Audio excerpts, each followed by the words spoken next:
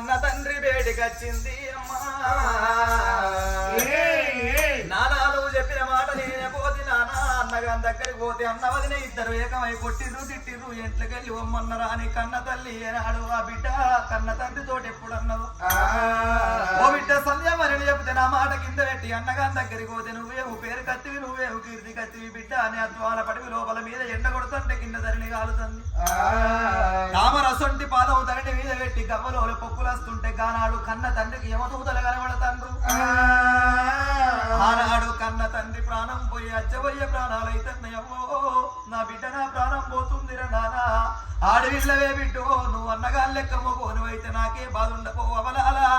ఆడవిల్ల ఈ భూమి మీదకి వచ్చినప్పుడు 2 వంశాలు ఉద్ధరించేది ఆడతల్లి అంటారమ్మా 20 ఏళ్ళ దాకా అవగారు గోత్రాన్ని ఉద్ధరియాలి లెక్కమైనాక 60 ఏళ్ళ పాటు అత్తగారు వంశాన్ని ఉద్ధరియాలి